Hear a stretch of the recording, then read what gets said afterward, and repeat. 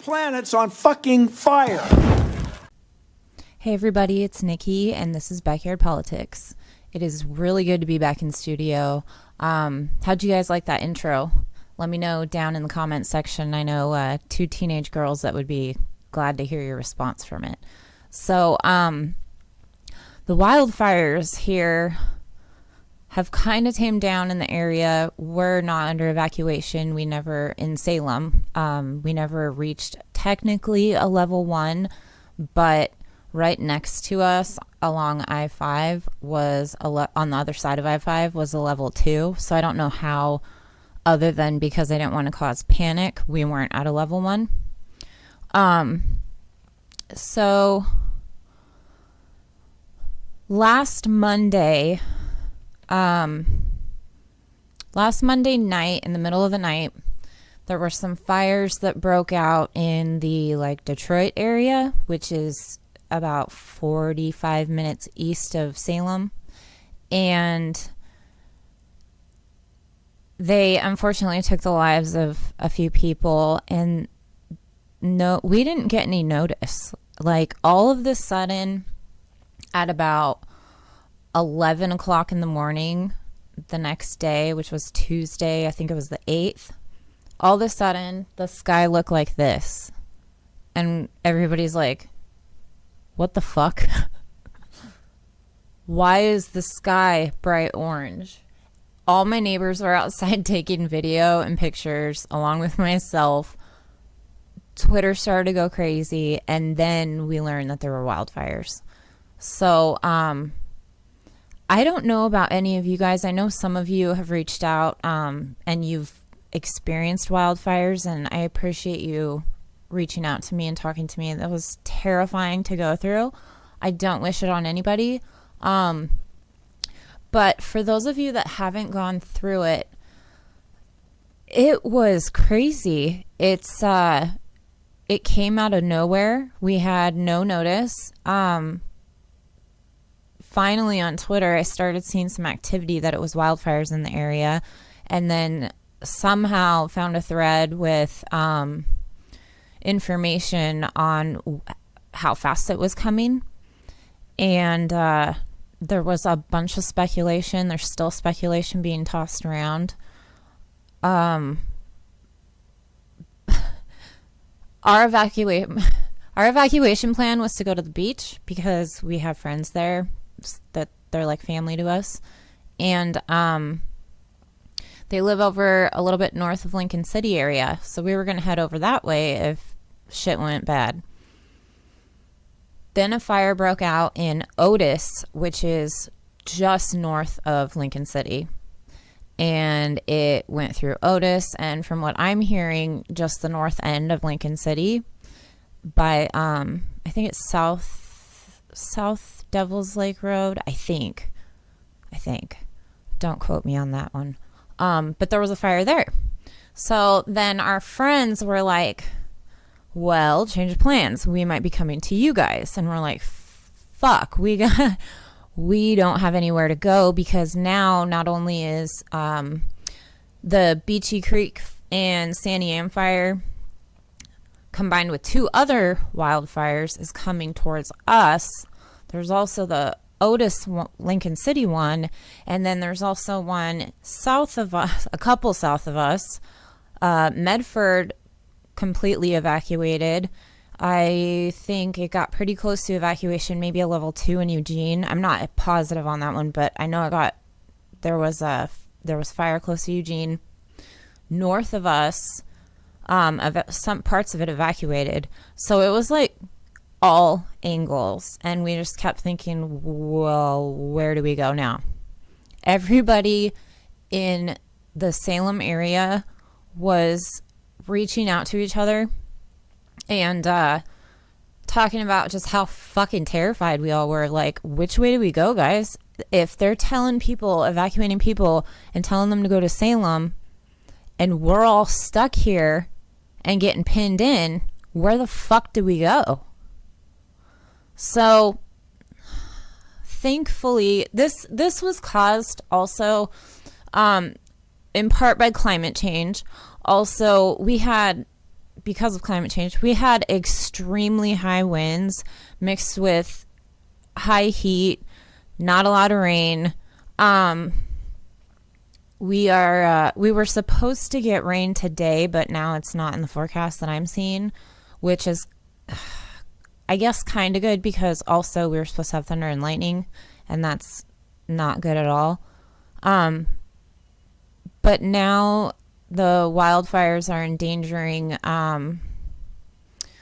our indigenous neighbors to the east in Warm Springs in the reservation.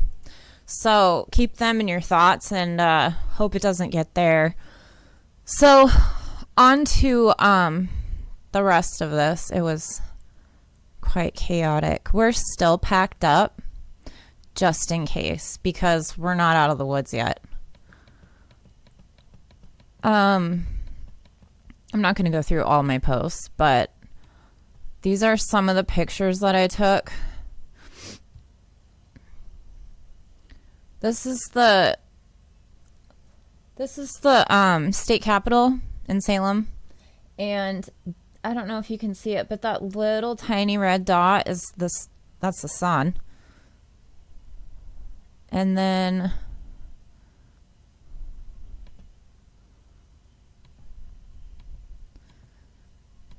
just how smoky it was. It's downtown Salem.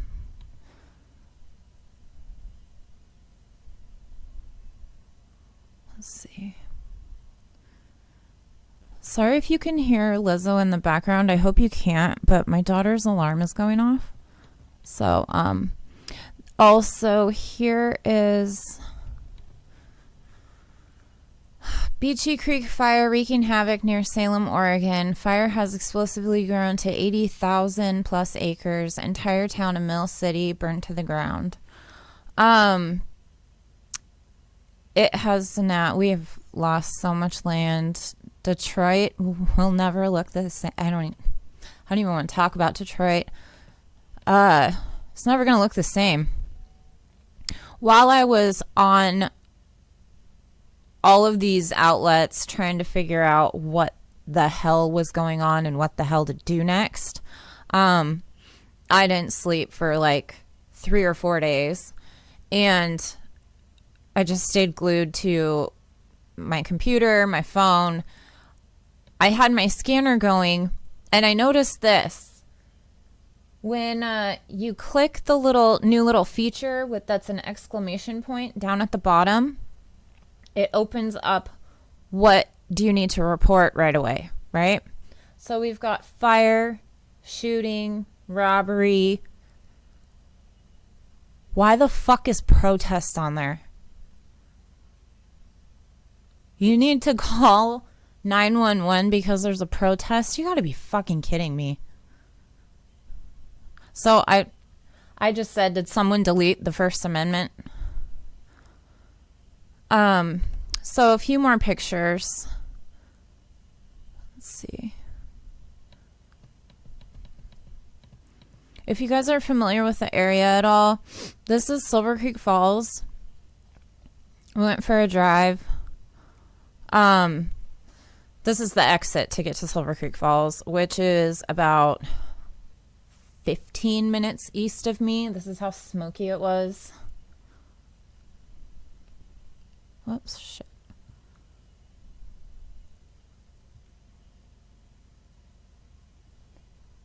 And that's kind of the Staten area as well, out where I used to live. This is right before where I used to live, and then so is this. So you couldn't even get to it. I used to live like another probably mile east of that area. The road was closed. You couldn't even see in front of you. I have never seen anything like this in my life. I've seen it on the news, right? We all have, but I've never witnessed this in my life. It was so terrifying. If you're familiar with Salem at all, Enchanted Forest, they lost a couple of family members, and one is in critical condition. So keep your eye out for a GoFundMe for them and support them any way that you can. But this is what it looked like behind Enchanted Forest the other day. This is the morning. It wasn't foggy. That's all smoke. It was actually, it had been warm until we had the wildfires. And then all of a sudden we got completely coated in a bunch of smoke. And it got really, really cold because all the hot air was up top. And then it, we couldn't warm up. But you can't turn on either the air conditioner or the heaters right now, or even have your windows down or anything like that. This is downtown Salem by Salem Center Mall.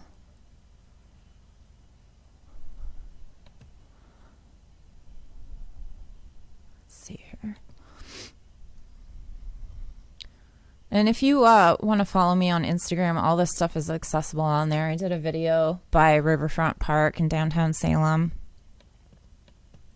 And I do want to give a shout out to these people right here.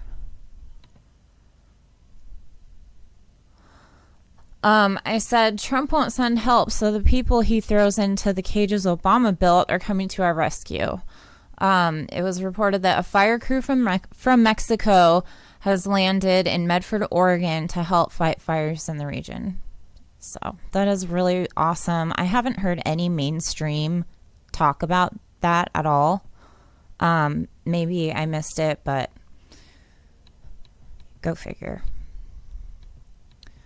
And then here's another photo from my backyard. That's not fog, that's smoke. It looks like you're camping outside, but it's smoke. It is so hard to breathe here too. Like, even if you get in your car and drive, it's hard to breathe. You got to wear a mask. The other day, Sunday was my birthday, and I'll be doing a little video for my Patreon subscribers. That's just kind of a fun thing so that we can get out of the depressing shit. So be on the lookout for that. It's a birthday special. But my family and I made meals for the homeless and took them around downtown Salem and handed them out. Just trying to do our part because I signed up to be a Red Cross volunteer yesterday, and I'll probably hear from them today, but I couldn't just sit and wait for something, so we just tried to do our little part.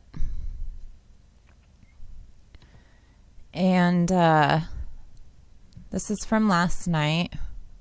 There's two pictures here. This says Fire Evac Center, and this is at the State Fairgrounds in Salem. So if you've ever been to the Oregon State Fair, that's where it is. This is socialism.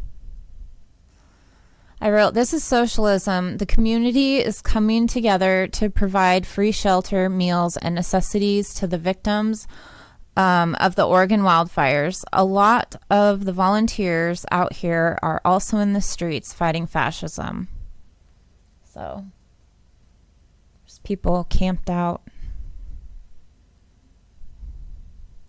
And then this is a side note. If you know anybody in Oregon and you want to be really nice, send them some air filters because we're all sold out.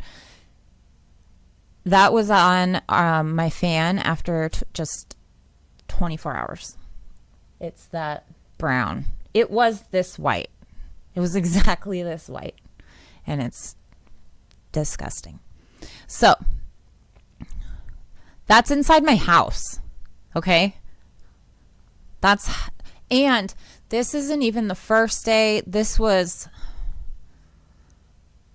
4 or 5 days in. And then finally today I did a fun post. I finally saw the sun. It was for like 10 seconds, but it was there and it was awesome and it gave me hope. It made me feel better. And I put up a funny one. I said, I saw the sun and it opened up my eyes. I saw the sun. So if you're old like I am, you might know Ace of Base. Anyway, I just needed to do something fun and lighthearted. So let's get into the wildfires. This is an article from ABC News.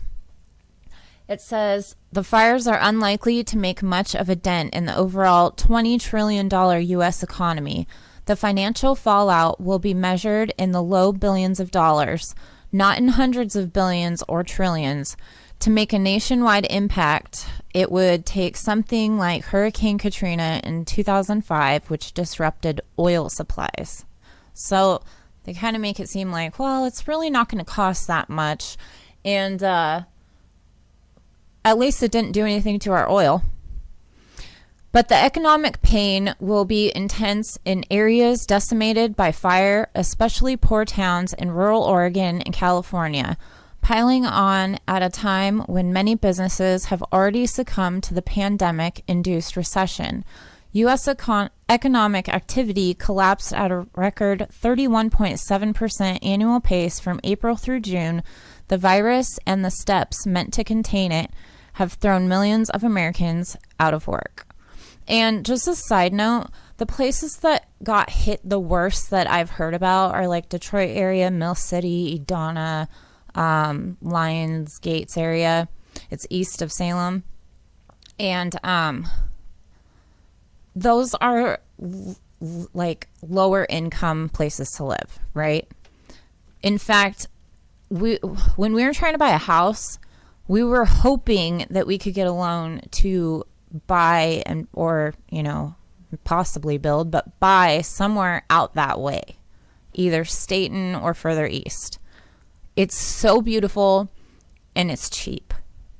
So the people that got hit the hardest made less than minimum or less than working class. They made poverty wages. I don't want to make anybody feel bad. That's why I'm trying to figure out the best way to say this. And they're hit the hardest. Like, they work in the town that they live in most of the time, and everything is gone. So, that's just one way that, we're going to get hit economically. And then there was this, quick segment. Don't quit watching just because it's Fox. This is an interview with, I believe it's somebody from OEM, but let's take a listen. The conditions unimaginable and the battle against the flames continues. Andrew Phelps joins us. He is the director of Oregon's Office of Emergency Management. Mr. Phelps, thank you for joining us. I know you're really busy. What a complete tragedy. I mean, what is this like going through this? When you see this type of damage and you know what's going on in your state? Well, absolutely historic wildfires, really from the Oregon-California border all the way north up to the Washington-Oregon border. Any one of these fires would have been historic for us, but to have so many fires on the landscape causing so much absolute devastation and moving so quickly has just been incomprehensible in a lot of ways. Why are they so widespread? But we had an incredible wind event with sustained winds of 40 to 50 miles an hour blow off the Cascades into the Willamette Valley, really, again, north and south all along Oregon. And those created, like you heard in the previous clip, a blowtorch effect moving through some of our canyons. Fires were moving so quickly, a lot of folks were forced to evacuate with what they had in their pockets to get to safety. We had down power lines due to the winds. Just a number of factors came together across the state to cause this firestorm. Resources certainly are stretched. I mean, man, the people on the ground fighting this, our hats off to them. What do you need? What type of help do you need? Other resources, are you getting them? We're getting a tremendous outpouring of support from the federal government, from nonprofit organizations like the Red Cross and Team Rubicon. Many states have also committed resources. We've got resources here in the state from California, Washington, Idaho, Utah, and additional states have additional support on the way. Thanks for mentioning Team Rubicon. We reported a story about them a few months ago. They are vets who come back to help in incidences like this. What is it like for the men and women on the ground when they're facing this, when they're in the woods, when they're battling these wall of flames and fire? And what type of strategy do they use? Well, we had to take defensive strategies in a lot of ways, but I want to note, too, that many of the folks that are fighting these fires, they're Oregonians. Their communities have been impacted. Their families have been impacted by these fires, and we want to make sure that they're getting the support that they need and that we're leaning forward as a state, already working through recovery efforts and thinking of the long-term needs that we're going to need as a state to recover from this. You talk about why they're widespread. About the cause, there's been several issues pointed to: forest management, climate change, the dry conditions, and low humidity. Is there one thing or are there several that have come together for this? It's really been a confluence of things. I'd like to give credit where it's due. Fox News just said climate change. Just saying. That was very, very dry. The high wind event, which is a little bit unusual for us towards the end of summer. We have high wind events, but it's generally during more of our wet season. So all of those things combining across the landscape, in addition to some smaller fires that blew out of control because of those winds, really led to this incredibly impactful event statewide. And there have been rumors on social media that Antifa started some of the fires from arson, fears that they could get to Portland, and those have been debunked by law enforcement. Did you hear that? They've been debunked. Keep listening. All you QAnoners, I have friends out there. I know who you are. You know I know you. Keep listening, okay? Enforcement officials, what about that? They have been debunked, and any disaster really starts up the rumor mill spinning, whether it's where the fires are going to go, or even things like the donations that are needed that can inundate local emergency managers with stuff that just adds to the complexity of the response. Rumors are never helpful. We always ask folks to get information directly from official government sources, and we rely on the accurate reporting of news partners across the state and around the country to get accurate and timely information out to the public to help us do our jobs to control rumors and get that accurate information. And finally, how long do you think it'll be to get it tamped down? Weather's been cooperating a little bit. We've had cooler temperatures, more moisture in the air. There's rain on the forecast over much of the fire area on Tuesday. The challenge is that weather also keeps smoke in the environment a little bit longer, so it's preventing us from doing a lot of aerial firefighting, which is going to be a huge boost once we can get more aircraft up in the air and get some lines around some of these fires. But it's going to be a long-haul firefight, and the recovery process is going to be years. Yeah, Years. It's going to be years. So a lot of those trees out there are hundreds of years old. That's why it was so beautiful. That's why we have the whole slogan, Keep Oregon Green, is because of the Pacific Northwest, and it was all torched. So,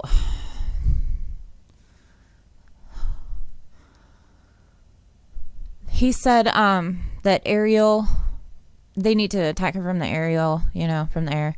So, I'm sorry, I'm trying not to get emotional about this. Let me find it. Shit, where'd it go? Oh, it's this one, I'm sorry. So they need to attack it from the air, right? But they just sent... Let me see here. Battle against Oregon wildfires fought with short supply of air support after 6 Chinooks sent to Afghanistan. We've been there for 19 years, I think.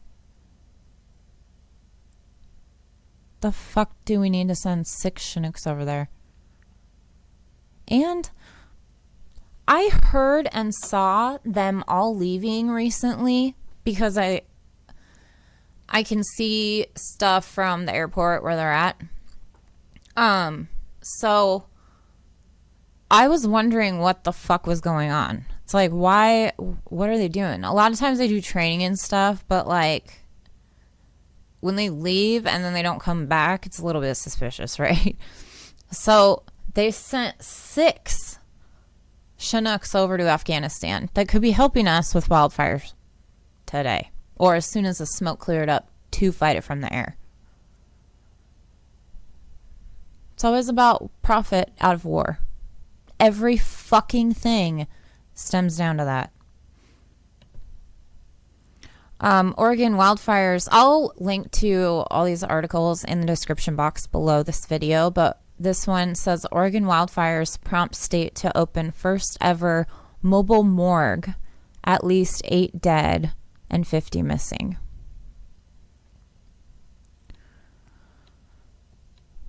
It says Oregon State Police have opened the first ever mobile morgue in response to historic wildfires that are expected to result in dozens of deaths. The morgue was set up in a state facility in Lynn County. A separate facility is expected to open this week where families of the dead and missing can undergo rapid DNA testing to aid in identification. And in this article, it links to how you can, I think it's how you can report a missing member or figure out where they are. So I'll link to this again, in the description box. Also in the news, New York metro weather, all the way on the other side of the United States, like just straight across. Smoke from wildfires in the western U.S. will be advected all the way into the New York City area on Tuesday. Expect a noticeable haze in the sky during the day. There was also reports that they could see it in Topeka, Kansas, which obviously is like in the middle, but that's just telling you how far it's polluting and reaching. I heard that California wildfires were reaching Hawaii too. I'm not sure if that's true, but that's what I read. Here's a view of our state, and these are the fires, all right? All the red is fires. And by our state, I mean Oregon, where I live. This thing was working a minute ago. There we go.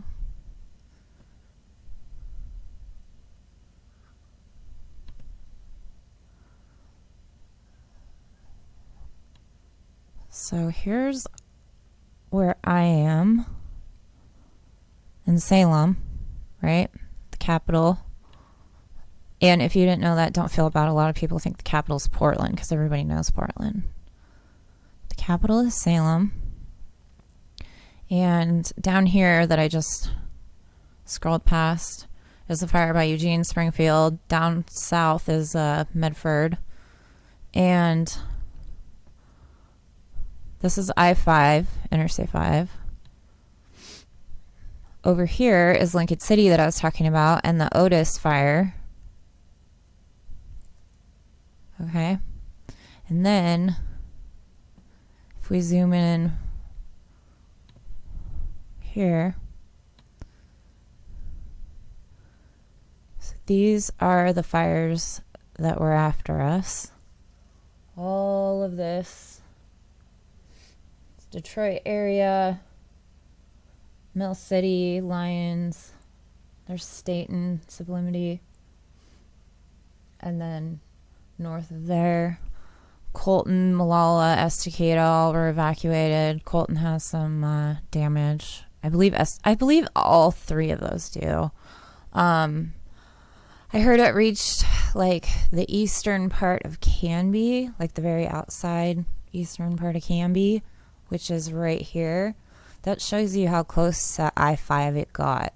And our firefighters are goddamn heroes.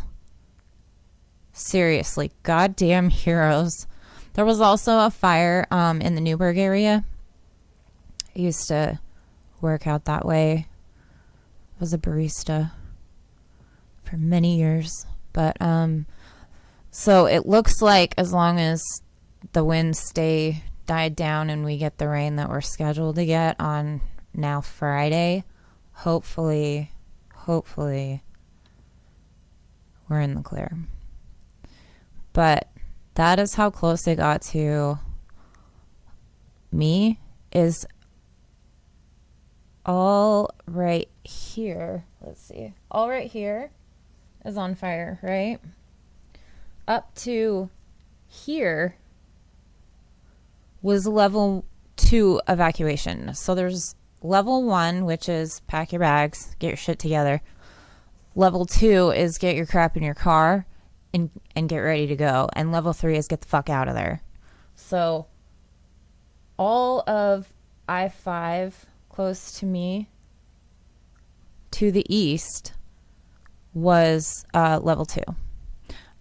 I have a very strong feeling, and so do the people that I've talked to in town, that they didn't put Salem at a level 1 because they didn't want to cause mass fucking panic and chaos, because they were telling people to go to Salem.